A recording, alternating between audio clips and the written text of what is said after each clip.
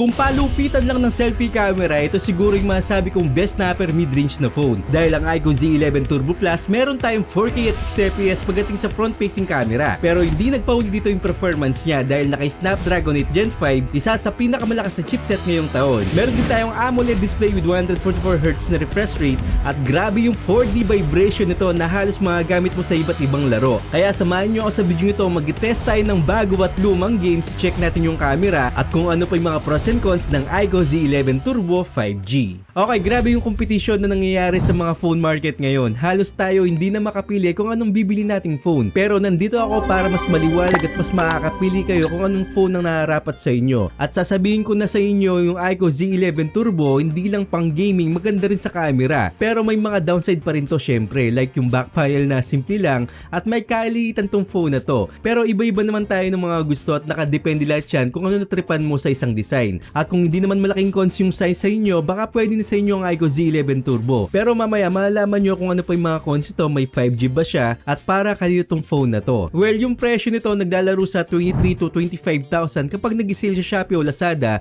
makakakuha pa tayo ng mas mura pa dyan. Pero meron din ang AWE Xiaomi Manila at kung malapit lang kayo sa Manila, makakabili kayo ng phone na to. Pero kung trip nyo naman na online bumili, maglalagay ako na legit link dyan para hindi kayo maligaw. So sa box, meron tayong typical na box ng iQOO dito. Sa loob ng box, meron tayong SIM ejector pin na may kasamang bayabas, Type-C to Type-C cable, mga documentation, free jelly case, at 100 watts na fast charging. So meron tayong 7,620 mAh capacity ng battery at almost 1 hour full charge na yung phone mo. So mataas na yung 7,620 para sa isang phone na malit yung screen.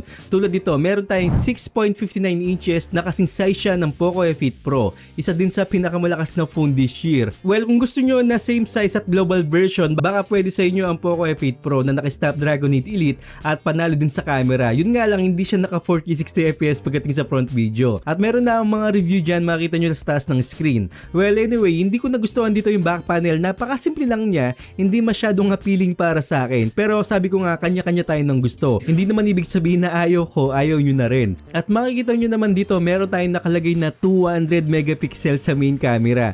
Na usually sa mga lumalabas na mga phone ngayon, 50 megapixel lang. Pero wala sa pixel yan, nasa kung gaano kaganda yung output ng mga image o videos na kinukuhanan mo.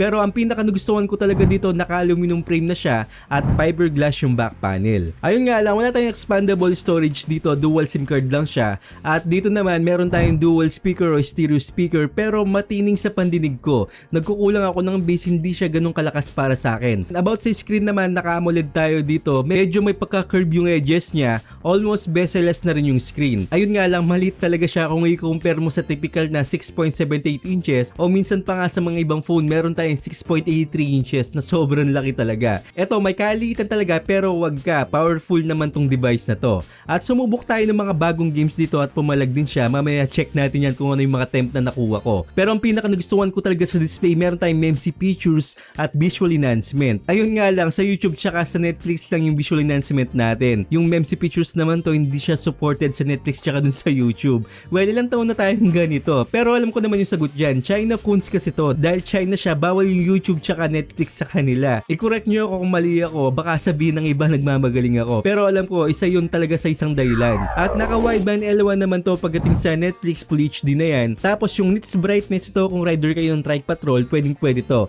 Dahil meron tayong 3,500 nits. Kung gagamitin nyo naman to as rider kayo ng lalamove tsaka grab at nakamotor kayo, mas magiging na gumamit kayo ng IPS display para hindi masira agad yung phone natin.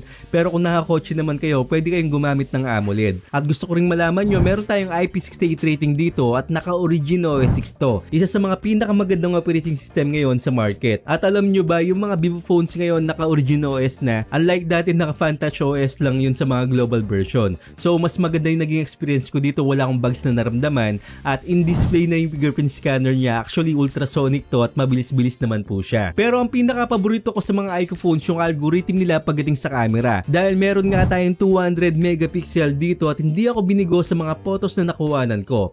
Sharp at detalye yung mga photos na makukuhanan mo dito. Meron tayong 2.5 times optical zoom at 40 times na hybrid zoom. Pero hindi masyadong malinaw talaga kapag naka 40 times tayo. At sa broad daylight naman, hinap na yan para may post mo sa social media. Kung yung iba kapag nag-zoom in ka, nawawala ng ibang detalye pero dito malinaw pa rin siya. Well, sige itong presyo, isa to sa mga sabi kong pumapalag pagdating sa camera kahit mapa broad daylight o low light scenario, magagamit mo to ng maayos. Kung hindi ka photographer dito, magiging professional ka talaga kasi ang ganda ng mga output na makukuhanan mo. Hindi ko rin pinalampas dito yung micro mode na kahit malit na detalye na kukuhanan nyo ng maganda. Like itong 20 pesos na mababasa mo pa rin yung nakasulat kahit na maliit yung mga detalye dito. So believe talaga ako pagdating sa camera nito, napaka-stable din ng 4K at 60fps, ang ganda rin ng kulay. Kung ikukumpara ko nga to sa Redmi Turbo 5 Max, walang sinabi talaga yung phone na yon. Pero may isang phone na medyo lumalaban dito, yung Realme Neo 8 na may telephoto lens. Isunod ko nang i-review sa inyo to at i-compare din natin yung camera niya sa iQOO Z11 Turbo. Dahil halos magka-same performance sila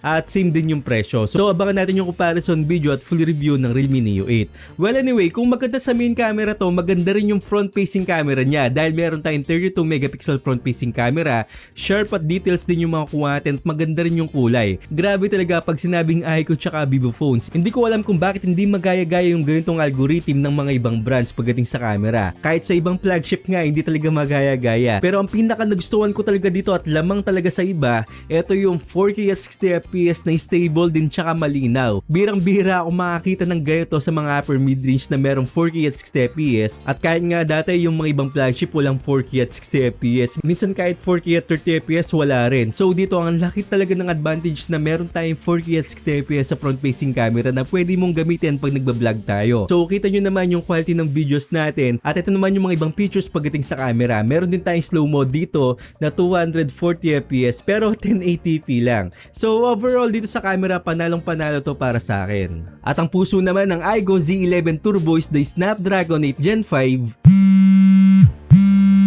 Sa akin yun, huwag ka nang umasa na mag-message pa siya. Meron na siyang iba. Di, joke lang. So ito yung puso ng iQOO Z11 Turbo, ang Snapdragon 8 Gen 5, isa sa mga pinakamalakas na chipset ngayong 2026 na umaabot yung Antutu score nito ng 3 million Antutu score. Marami akong tinest na game sa inyo na sobrang pinagpawisan ako dahil kapag nag-test tayo dito wala akong electric fan o hindi ako naka-aircon. At ang room temperature naman dito, tandaan nyo, nasa 29 degrees Celsius. Well, nag-enjoy ako maglaro dito dahil halos na mga games na nilaro ko gumagana na po yung 4D vibration. Para ka naka-controller na maganda yung vibration nito sa mga skills. Hindi nakalagay dito yung iba't ibang games pero sa ibang laro like yung Mobile Legends gumagana po yung 4D vibration niya. At ang maganda pa rin dito, meron tayong bypass charging na wala dun sa Redmi Turbo 5 Max. So dito sa Mobile Legends, kayang-kaya itong chipset na to, maning-mani lang talaga. Nakakuha ko ng 115 to 120 FPS. At hindi nainitan tong phone na to dahil habang naglalaro ako, nakakuha lang ako ng 38 degrees Celsius. Alam nyo naman, kapag gawa ng TSMC, maganda talaga yan. Hindi siya nag-iinit sa mga larong ganito. Pero kung Samsung talaga yung gumawa dito, sigurado mag-iinit talaga tong phone na to. At dito naman sa Genshin Impact, nilagay natin sa settings. Dito, hindi ako nakakuha ng 120 FPS na minsan nakakuha ko sa ibang brand. Pero goods naman dito yung 60 FPS. Kaso nga lang dun sa 1 minute to 17 minutes, okay siya sa 50 to 60 FPS. Pero nung tumuntong na siya ng 17 minutes to 30 minutes, bumagsak na siya ng 45 to 50 FPS na lang. Hindi ko alam kung bakit. Hindi na siya talaga tumaas dyan. Na kahit na nakikita ko yung meter ko dito, o tinyek ko dun sa imager natin, nasa 42 degrees Celsius lang yung nakuha natin. Sana ma-optimize pa to sa katagalan. At dito naman tayo sa mga bagong games. Ito yung Where the Winds Meet. Ang intense talaga ng graphics nito at maganda rin siya. Pero ang napansin ko dito, pataas agad yung temperature yung nakuha ko. Kahit yung room temperature natin is medyo may kalamigan. At 15 minutes tayo naglalaro dito, nasa 44 degrees Celsius. Well, nag-enjoy naman ako sa laro na to. Wala masyadong frame drops pero mas maganda gumamit tayo ng phone cooler sa mga ganitong laro. Pero mas smooth to sa Bleach Soul Resonance. Nakakuha tayo ng frame dito ng 60 FPS hanggang sa matapos yung laro. At ang temperature naman na nakuha ko nasa 40 degrees Celsius lang. So marami bang player ng games na to? Pwede kayo mag-comment dyan. At kung hindi nyo naman laro to, pwede kayo mag-comment ng mga bagong laro para pwede natin i-test dito sa channel natin. At mag-subscribe kayo at hit yung bell icon para sa mga games na isunod natin. At hanggang kaya ko i-test natin lahat yan. Well anyway, dito naman tayo sa Art Night and Fields. Maganda rin to at nag-enjoy din ako dito. Nakakuha ko ng 50 to 60 FPS. Ayun nga lang, mataas yung temperature talaga na nakakuha ko pagdating sa mga gitong laro. Nasa 44 degrees Celsius. Well, heavy graphics talaga to, hindi pa masyadong optimized pagdating sa heating management ng isang phone. So alam ko pagdating ng araw magiging okay ng lahat to pagdating sa mga temperature na makukuha natin. Well, pagdating naman sa Call of Duty Mobile, ito yung mga settings natin. Pero nakakuha lang ako ng 90 FPS dito na kahit na yung frame rate adjustment natin is nasa 144 Hz. Pero hindi naman siya ganung naginit, nasa 39 degrees Celsius lang hanggang sa matapos yung laro. Barilan, kagatan at suntukan suntukan sa pantog, kayang-kaya to. Pero kailangan ma-optimize to sa PUBG Mobile dahil nakakuha lang ako ng 60 FPS.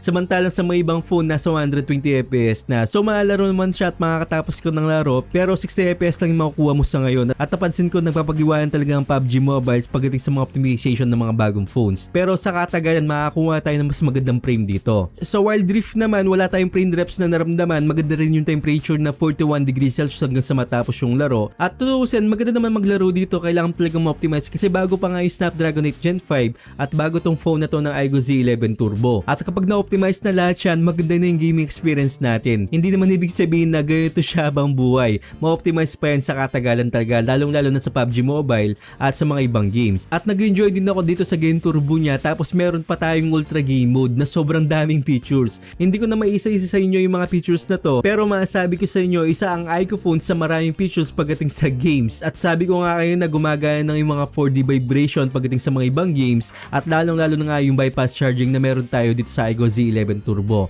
At ito yung magandang balita dito sa Aigo Z11 Turbo. Meron tayong 5G connectivity na gumagana yung Globismart at saka yung D2 SIM. So sa ibang brand wala pa talaga, pero sabi ko nga sa inyo, mabilis din naman yung 4G connectivity at kaya hindi nakakuha yung mga ibang phone o China phones ng 4G dahil nakakonekta sila sa isang LAN standalone.